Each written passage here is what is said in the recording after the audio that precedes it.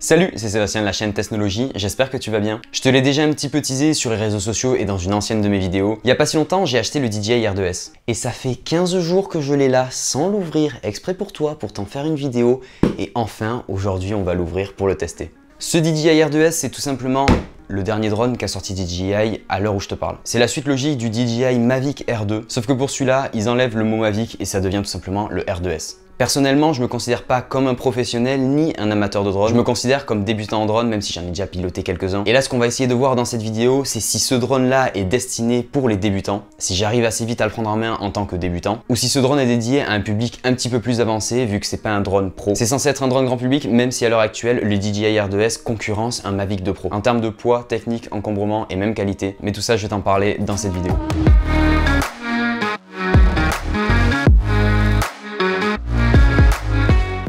Bon, évidemment, une seule vidéo sur ce drone, ça suffira pas à montrer tout ce qu'il sait faire et montrer toutes ses caractéristiques. Donc n'hésite pas à t'abonner, je referai sûrement pas mal de vidéos sur le DJI R2S, sur tout ce qu'on peut faire avec et pourquoi pas même te montrer mon évolution de débutant jusqu'à amateur de drone parce que j'aimerais en faire quand même de temps en temps. Donc n'hésite pas à t'abonner. Maintenant, ce qu'on va faire, c'est déballer ce drone. Du coup, pour ouvrir cette boîte, ça s'ouvre tout seul, c'est impeccable. On va retrouver à l'intérieur directement le R2S que je vais pouvoir enlever du carton et te le montrer ici devant. Par rapport à ma main, c'est vraiment pas très grand. Donc franchement, au niveau rangement, c'est plutôt cool. Tu peux l'amener partout en voyage. C'est un petit peu plus grand qu'un Mavic Mini ou Mini 2. Il fait 595 grammes, donc il va rentrer dans la catégorie des drones en dessous de 800 grammes, ce qui est pas trop contraignant au niveau des lois. Par contre, par rapport au Mavic Mini, tu vas quand même passer au-dessus de la catégorie des 250 grammes. Tu vas devoir t'identifier et coller sur le drone ton numéro de télépilote et tu vas avoir la chance de remplir un petit QCM sur Alpha Tango et avoir ton joli petit diplôme à la fin.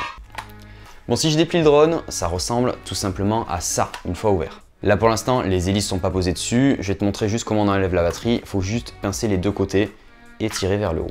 Voilà comment s'enlève la batterie. C'est une batterie de 3500 mAh qui va te permettre d'avoir 31 minutes de vol. À l'heure actuelle, c'est un petit peu la norme de tous les drones DJI. Il ne perd pas de temps de vol par rapport à ses prédécesseurs. Au niveau des capteurs qui sont intégrés sur ce drone, tu vas en avoir 2 juste derrière. Tu vas en avoir également 4 devant, 2 sur la partie haute et 2 sur la partie face. Et tu auras tout simplement 2 autres capteurs sur le bas. Ce qu'il va pas y avoir sur ce drone, c'est des capteurs latéraux, donc va falloir faire quand même attention quand tu feras des petits travelling pour éviter de te prendre un arbre si jamais tu regardes pas forcément le drone. Bon, évidemment sur le devant, tu vois bien il y a la caméra avec le petit cache que je vais enlever ici de suite sans rien casser. Et tu vois la caméra qui est posée sur son petit gimbal ici devant. La grosse différence qu'il va y avoir au niveau caméra par rapport au Mavic R2, ça va être son capteur 1 pouce et c'est justement pour ça que j'ai pris ce drone au lieu du Mavic R2. Le capteur après, c'est un capteur de 20 mégapixels, il peut filmer jusqu'en 5,4K. C'est assez utile si jamais tu veux resserrer l'image et au lieu d'avoir une image 5,4K, tout simplement te retrouver avec une image 4K. En 5,4K, il va filmer jusqu'à 30 images par seconde. En 2 et 4K, tu vas pouvoir filmer jusqu'à 60 images par seconde pour faire quelques ralentis plutôt sympas. Et en Full HD, tu vas même pouvoir aller jusqu'à 120 images par seconde, donc faire des gros ralentis de bâtard. Je replie le drone et je laisse de côté pour l'instant. On va tout simplement continuer à déballer ce qu'il y a à l'intérieur de la boîte. Quand tu enlèves le petit cache qui soutient le drone, tu vas retrouver directement la télécommande et toutes les notices qu'on ne va pas lire. Donc voilà à quoi ressemble la télécommande. Au niveau de la main, en fait j'ai l'impression que ça fait la taille du drone. T'es à peine plus petit que le drone et au niveau largeur c'est un petit peu plus fin, mais grossièrement ça fait la taille du drone. C'est pour te dire surtout qu'ils ont quand même réussi à faire un drone assez compact. Au niveau de la télécommande, rien de très nouveau chez DJI. Tu vas pouvoir venir mettre ton téléphone juste ici au-dessus et le bloquer. Tu vas avoir de manière hyper bien rangée juste là en fait le câble USB-C pour pouvoir relier ton téléphone à la manette. Donc ça au niveau rangement c'est hyper bien, t'as pas besoin de ramener un câble en plus, tu le ranges juste ici, clac, c'est compact dans la manette et c'est plié, c'est emballé, tu mets ça dans ton sac. Pareil pour les petits joysticks, tu vois qu'ici ils sont pas présents, c'est parce qu'ils sont tout simplement rangés juste là et là. T'as juste à prendre ton petit joystick, le tirer comme ça, le mettre juste au-dessus et c'est bon, ta manette elle est fonctionnelle. Au niveau de la radiocommande, ils ont quand même hyper bien optimisé ça. En l'espace de 2 minutes, tu tires le truc, tu branches ton téléphone, tu mets les petits joysticks et c'est bon, t'es prêt à voler. Dans le carton, il reste tout simplement un autre petit carton qui est juste ici et à mon avis, c'est juste les chargeurs qu'il y a dedans.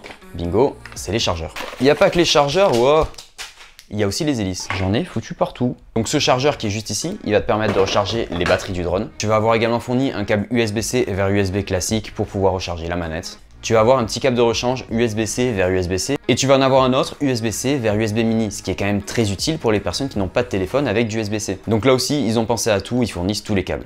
En plus de ça, ils fournissent des petits joysticks de rechange si jamais on perd les nôtres parce que oui, dévisser, revisser, c'est très bien, très utile et très compact, mais ça se perd également très facilement. Donc ça, c'est quand même hyper utile à ne pas perdre quand tu déballes ton drone. Et ce qui va te rester, c'est 6 paires d'hélices. Pourquoi 6 paires d'hélices? Tu vas me dire, non mais attends, le drone il a que 4 paires d'hélices. Oui, c'est tout à fait normal parce qu'ils en ont gardé 2 en spare si jamais on en casse. Donc ça, trop bien, on les met de côté. Et nous, ce qui va nous intéresser, c'est ces deux paires d'hélices et ces deux paires là. Sur le drone, tu as des paires différentes qui se mettent en diagonale. Là, ils les ont appelées A et là, ils les ont appelées B. En théorie, quand tu mets les hélices sur ce drone, après, tu n'as plus besoin de les enlever, ils se referment même avec les hélices dessus. Donc la première paire d'hélices numéro A se met juste ici et la deuxième se met en diagonale, juste de l'autre côté. Donc ça, c'est la paire d'hélices A. Les deux paires d'hélices B, c'est tout simplement l'inverse. Tu as une paire qui va aller juste ici et l'autre paire qui va aller dans l'autre angle de l'autre côté. Grossièrement, tu as la paire d'hélices A qui va aller juste ici. Tu l'as là et tu la fixes en la posant dessus. Comme tu vois, quand j'appuie, il y a un petit ressort. Il faut appuyer jusqu'au fond du ressort, puis ensuite tourner. Et là, ton hélice, elle est bloquée. Regarde ça. Je viens de monter les 4 hélices et ce que j'avais pas vu avant et ce qui va te permettre de ne pas te perdre au niveau des hélices. En dehors du dessin qu'il y a sur la petite pochette, là, il y a carrément un code couleur. C'est-à-dire que sur l'hélice, juste ici, il y a un petit cercle orange et juste au-dessus, il y a également une trace orange, contrairement à l'autre côté où juste là il n'y a pas de trace orange, en fait on voit pas, il n'y a pas de couleur, donc ça veut dire grossièrement que cette hélice va bien ici. Et l'hélice de l'autre côté, c'est pareil, il y a un petit repère orange, donc nickel, tu peux pas te perdre avec ça. Après, pour refermer le drone avec les hélices, il n'y a rien de compliqué, tu fais comme si de rien n'était, comme s'il n'y avait pas d'hélice, et en fait ça vient se ranger tout seul. Regarde, les hélices, elles ont leur emplacement direct ici. Pareil pour la partie haute, t'as juste à refermer, clac clac, et en fait, ça range très bien avec les hélices. Au niveau déballage, on est bon parce que j'ai pas pris le Flymore Combo. Le Flymore Combo, il te permet d'avoir des batteries supplémentaires, des hélices en plus, et même des filtres ND qui vont être super utiles sur ce drone parce qu'ils ont fait une boulette.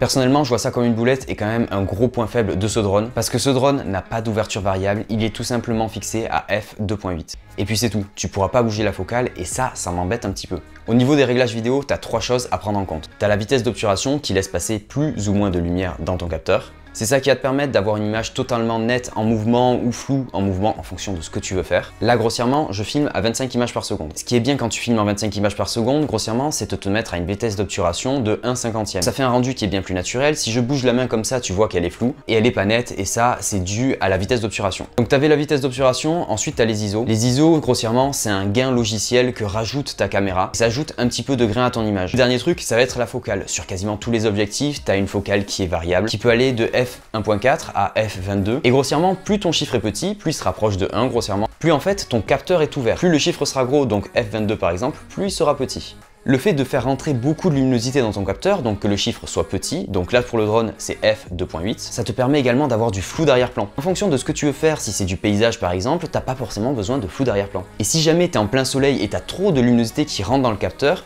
eh bien le but c'est pas d'augmenter ta vitesse d'obturation pour qu'il y ait moins de luminosité qui rentre, le but c'est aussi de fermer ton capteur pour qu'il y ait moins de luminosité qui rentre. Bref, et là grossièrement il est bloqué à 2.8, donc ce qu'il faut faire c'est acheter des petits filtres ND. Donc moi personnellement j'ai acheté des filtres ND de chez Freewell. Tu les vois, ils sont juste ici. Et ces filtres ND, ils vont tout simplement te permettre en fait de grossièrement laisser rentrer moins de luminosité. Et la plupart des cas, ça va m'être vachement utile si jamais tu sors et qu'il y a une exposition de malade avec du soleil dans tous les sens. Les filtres ND, c'est super utile. Du coup, pour l'application, tu vas pouvoir la retrouver dans la description si jamais tu as un Android.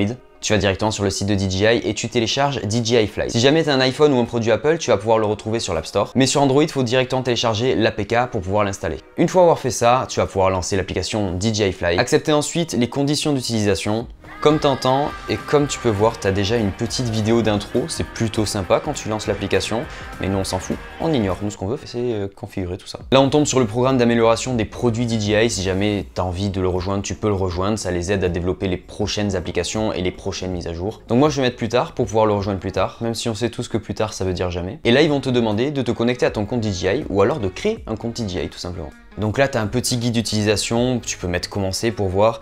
Là, il te montre des spots. Bon, on s'en fout un petit peu des spots, on ignore. Voilà, exactement. Et donc là, comme on n'a pas encore connecté ni allumé notre manette et le drone, il va falloir cliquer sur le petit guide de connexion pour qu'il nous montre en fait grossièrement comment on connecte les deux. En théorie, pour la première installation, la première utilisation, évite de mettre les hélices. Et si jamais ça part en couille et tu appuies sur un mauvais bouton, il va se mettre à décoller. Alors que s'il n'a pas les hélices, il décollera pas. Mais bon, comme on est des fous, nous on fait ça avec les hélices. Si tu reviens dans le menu de base, tu vas avoir une notification comme quoi il y a des nouveaux firmware à installer sur le drone. Là, il y a 180 mégas de firmware installé. J'ai juste à cliquer sur le petit bouton installer et mettre à jour. Et grossièrement, le drone va se mettre à jour. Donc ne t'inquiète pas, en fonction de la connexion que tu as, ça va prendre plus ou moins de temps. Il va sûrement se mettre un petit peu à chauffer et souffler dans tous les sens, mais il va pas décoller pour autant. De toute façon, si tu as enlevé les hélices, il risque pas de décoller.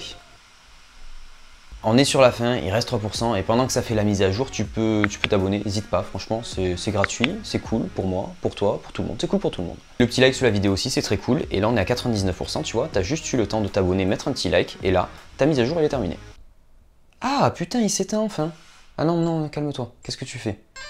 Oui, bonjour, bonjour. Ok, à mon avis, il a dû se rallumer juste après la mise à jour. Bon voilà, là, tu as le petit firmware qui a été installé, donc ton drone est bien à jour. Sur cette même page, tu vas voir l'album en bas, Skypixel, profil, bref, c'est tout plein de paramètres. Nous, ce qu'on va voir, c'est la vue de caméra et je vais me voir. Coucou, je suis juste ici à côté. Donc tu vois que sur cette fenêtre, il y a plein d'options. Et franchement, je pense que je vais me faire chier au montage avec tous les allers et retours que je suis en train de faire entre les deux caméras. Donc je vais continuer de parler à la caméra principale. En bas à droite, tu vas avoir quelques informations comme le stockage qui te reste sur ta carte SD. Moi, j'ai rajouté une carte SD de 128 Go, donc grossièrement, il me reste 2h50 d'enregistrement. Sachant que j'ai qu'une batterie de 30 minutes, donc je vais pas les remplir de suite les 2h50. À côté, tu as la qualité vidéo, donc grossièrement, là, on est en 4K 30 images par seconde. On peut aller à 5,4K, comme je t'ai dit tout à l'heure. Bref, nous, on va rester en 4K 25 images par seconde, c'est très bien. Et en haut à droite, tu vas avoir 3 petits points pour sélectionner les options. Là, tu as plein d'options de sécurité qui sont en fait grossièrement pour tous les capteurs qu'il y a sur ce drone. Tu as un obstacle, tu peux choisir de contourner, de freiner ou de désactiver, il va tout droit dans l'obstacle.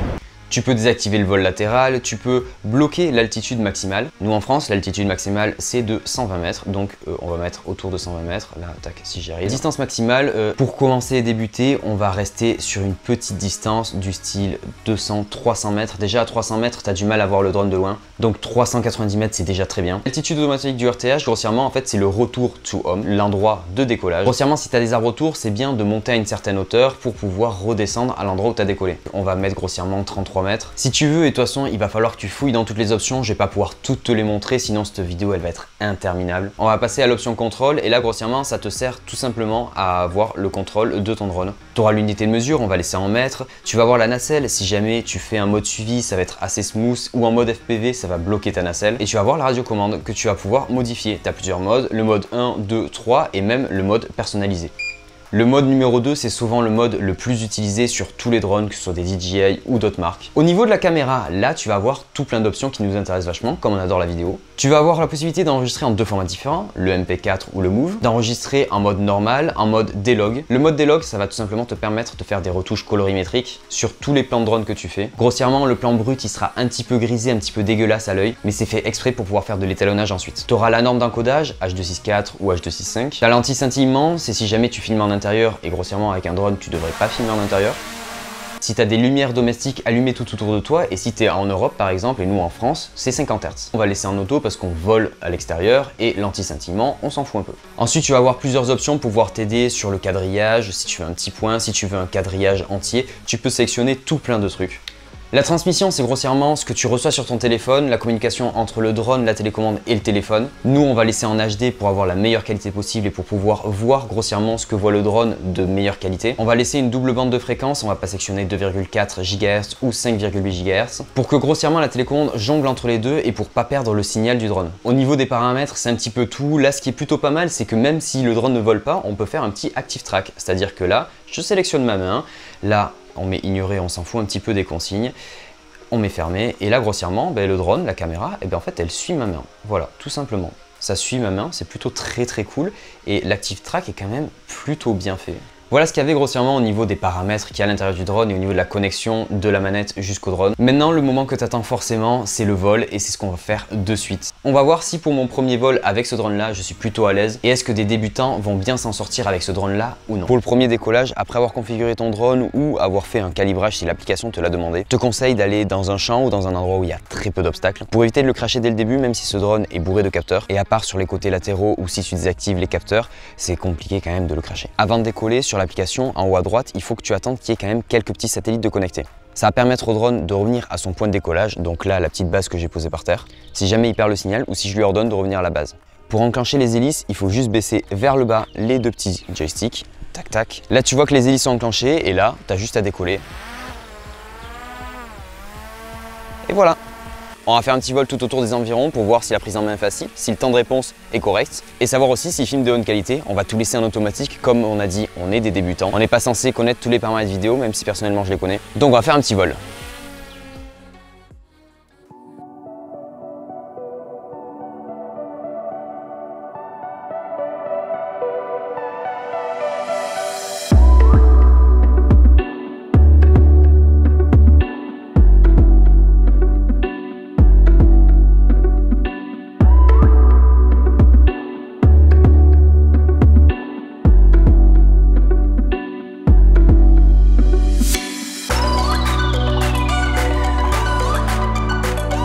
J'ai envoyé le drone à une vingtaine de mètres de hauteur, à 120 mètres de distance. Et là, j'ai appuyé sur le bouton Return to Home pour pouvoir revenir jusqu'à son endroit de décollage, pour voir s'il atterrit bien là où il a décollé. Tu as un petit bouton sur la télécommande ou sur l'application. On va rester appuyé sur le bouton sur la télécommande. Voilà. Donc là, tu as un petit truc qui s'est affiché sur l'écran, appuyer pour annuler le RTH. Donc là, grossièrement, si on veut tout annuler parce qu'il va se cracher contre un arbre, appuyer sur la petite croix pour pouvoir tout annuler et pour qu'il ne revienne pas à la base et qu'il se stoppe en l'air. Comme je t'ai dit, sur le RTH, tu peux reprendre la main à n'importe quel moment. J'ai l'impression qu'il va se poser pile poil sur son endroit de départ. C'est plutôt pas mal. Ouais.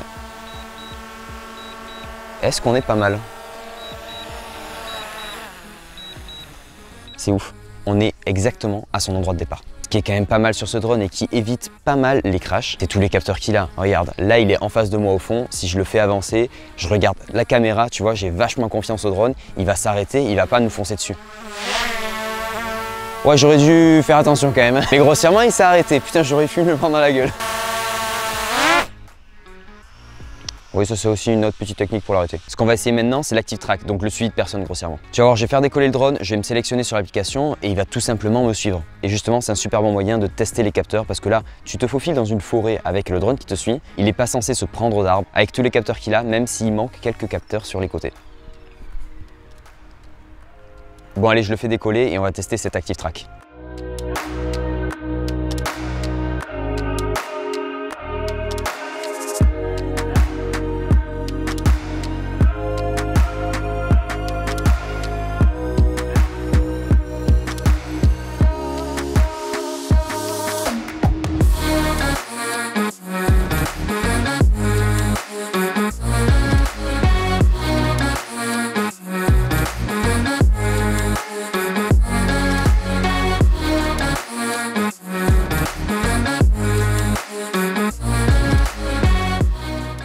L'active track, c'est largement validé, ça passe partout. Le drone, en plus de te suivre avec la caméra, il va te suivre physiquement. Il va suivre tes déplacements si tu t'avances ou si tu recules. Et la caméra va te traquer en même temps. Le truc, il te fait tout seul. Tu sélectionnes un sujet, t'as pas besoin de piloter.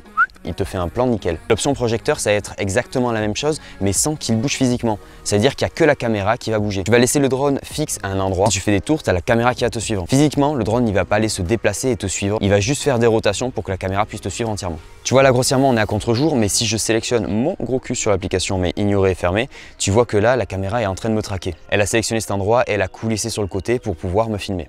Le POI, c'est tout simplement des mouvements. Si je sélectionne lent, ça va faire des mouvements lents. Et si je sélectionne rapide, ça va faire des mouvements rapides, vers la droite ou vers la gauche. Et quand tu appuies sur Go, ça va faire une rotation, exactement comme ça, tout autour de moi. Donc cette rotation, tu peux l'arrêter à tout moment ou tu peux même l'accumuler avec des mouvements de caméra et avec même des mouvements de hauteur. Si jamais je décide d'augmenter la hauteur, regarde, là j'augmente la hauteur petit à petit et tu vois que la caméra me traque toujours, elle me suit toujours, elle fait toujours des petits cercles autour de moi. Et on est quand même presque à 20 mètres de hauteur et le drone me traque toujours, donc franchement hyper bien. Là il continue à tourner autour de moi et c'est super. Et si à tout moment j'ai envie de stopper, j'ai juste appuyé sur le bouton stop et là il s'arrête net. Je te fais une petite intervention parce que lors du premier vol que j'ai fait, j'ai balayé les options assez rapidement et j'ai oublié un petit détail. Quand tu es sur l'application de DJI Fly, juste au-dessus du bouton Red, tu vas avoir un paramètre qui ressemble à une bande vidéo et quand on clique dessus, en fait tu as tout plein d'options qui vont s'ouvrir. Chacune de ces options a également des sous-options. Ça fait un petit peu poupée russe. Et moi ce que je trouvais intéressant de te montrer pour un débutant, c'est que dans l'option vidéo, tu vas avoir la possibilité de faire des ralentis, mais tu vas avoir également des master shots et des quick shots. Pour les master shots, je ferai sûrement une vidéo totalement dédiée au master shot pour voir comment on le configure et comment on lance un master shot parce que grossièrement en fait ton drone il va faire plusieurs plans en sélectionnant un point GPS et du coup après t'exporter une vidéo entière avec une petite musique déjà toute montée. Et cette option elle est super utile si jamais tu pars en vacances et que t'as pas envie de te faire chier à amener un ordinateur en plus pour faire du montage, rajouter de la musique. Là l'application te le fait directement et tu peux l'exporter sur les réseaux sociaux en direct. Donc si tu veux voir une vidéo dédiée au master shot et au quick shot, n'hésite pas à t'abonner à la chaîne. Et justement les deux petits trucs qu'il y a avec les master shots et les quick shots, je peux te montrer les paramètres mais que si le drone vole. Si je clique sur quick shot, ben là ils disent que l'appareil n'est pas en vol donc du coup ça ne peut pas marcher. Donc tu me connais, je suis pas un fou mais j'ai quand même très envie de le faire décoller ici dedans. Pour le faire décoller comme je te l'ai montré avant, tu baisses en fait les deux joysticks vers le bas et là je suis en train de me chier dessus parce que si jamais je le crache contre mes écrans, c'est la merde. Donc là j'enclenche les hélices. Ok, je vais le faire décoller doucement, même s'il n'y a pas beaucoup de hauteur, et si jamais ça pue la merde, je le chope au vol.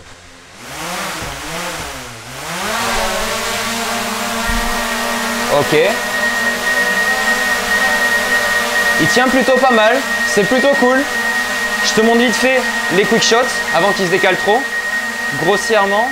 Oh non, le signal GPS est faible. Je l'ai fait décoller pour rien. Ouh. Bon, au moins je l'ai fait décoller dans l'appart. Les quickshots, ça va pas marcher si tu as un signal GPS trop faible. Si tu regardes bien en haut à droite de l'application, en gros, tu as le nombre de GPS disponibles autour de toi. Et moi, à l'heure actuelle, il y en a que 3 et c'est beaucoup trop faible pour que le drone se repère dans l'espace. Vu qu'on peut pas le voir dans l'application si le drone n'est pas décollé, je vais te parler des quickshots avec quelques plans d'illustration. Grossièrement, les quickshots, c'est des plans qui sont préenregistrés. C'est les options de base, le fait de faire un cercle, le tracking par caméra et le tracking physiquement. Là, dans les quickshots, tu vas avoir encore plus d'options. Tu vas avoir la possibilité de sélectionner un sujet et d'avoir le drone qui s'en va à 20, 30, 40, 50 mètres. Ça, c'est toi qui le sélectionnes dans l'application. Tu as un mode fusée où il décolle au-dessus de toi, pareil, c'est toi qui règles la distance. Tu vas avoir un mode boomerang où en fait il va tourner autour de toi plus ou moins près et un mode astéroïde.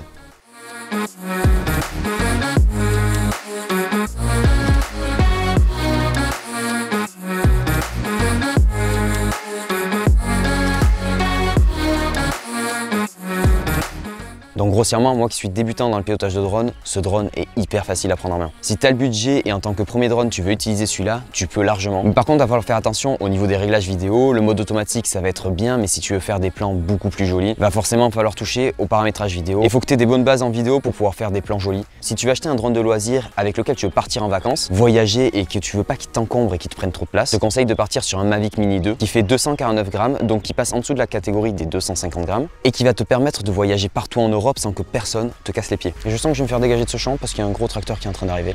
Bonjour.